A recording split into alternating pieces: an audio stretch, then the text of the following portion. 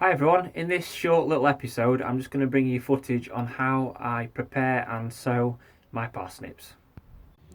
I'm just in the process of doing the parsnip preparation, and as you can see the holes have been cored out and topped up with some nice fine sieve compost. So if you aim to make a hole at the top roughly about 4 inches by driving a bar in, going down about a good foot 16 inches, just working the soil like this. Just keep doing it.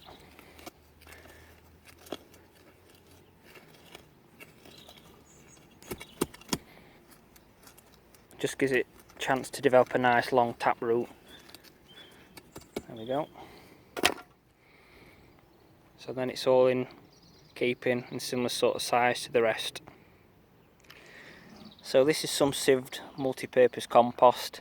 I've not added anything to it at all, just sieved it through just to make it as fine as possible, because you don't want any lumps, bumps or stones in it, which will make the parsnip fork as it develops. Just top it right up to the top there. Just push it down, slightly compacting it in. Just to help the settling process, you can actually water it, and that should hopefully draw the soil. As you can see, it's bubbling, so all the air's escaping, drawing all the soil down, which will then make it easier just to top back up with some more fine soil.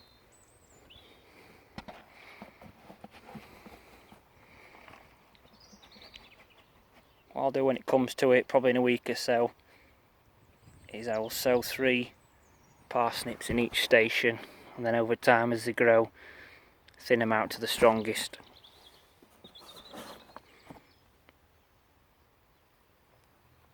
That'll settle nicely. Then all I'll do is pop them cloches back on, just to keep the soil nice and warm, ready for when I come to sow the seeds.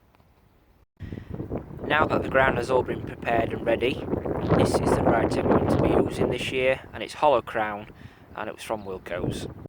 So then firstly, in each station what I pre-did, this is the method I use, and I put 3 small indentations into each station as such. This has been pre-watered, even though it looks quite dry on the camera. Probably just up to your fingernail where the cuticle is, just like so. I'll continue doing these and I'll get back to you shortly. I've tried to make these as centrally as possible, so that when it comes to thinning out to the strongest one left, that the parsnip can then grow in a nice uniformed shape and size and not be touching the sides of the pre-existing soil and attempt to fork or even make them thinner than what I'd usually be expecting. Now some of these parsnips I will be entering in the show in September, all being well that there is a show this year, and more importantly I will be using the majority of them for eating and cooking.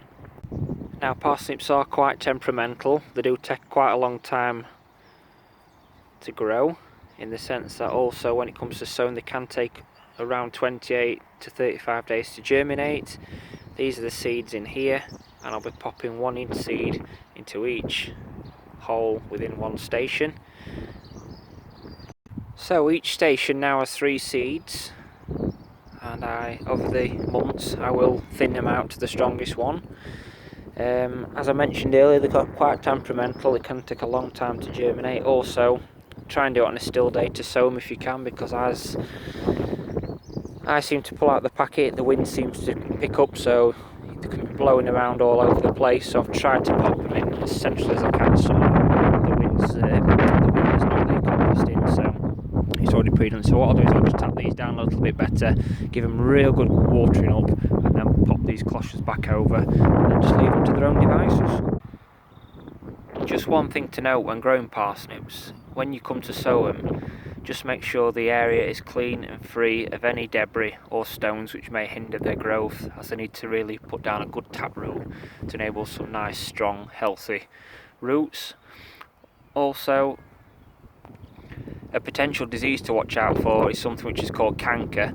It doesn't look very unpleasant on the parsnip, it looks a bit like a rotting, decaying sort of disease, but once you peel that away you should be able to get into the nice white flesh of the root. And thirdly, once you've used the seed for this year, I'd suggest discarding it, as with the parsnips being totally temperamental, you might not be able to grow them from the same packet again next year. I'd always advise using fresh seed. So then, I hope you've enjoyed this video. I've just watered them in now, put these cloches over, and when I see signs of growth I'll just flip them off. Thank you very much for watching, see you again soon.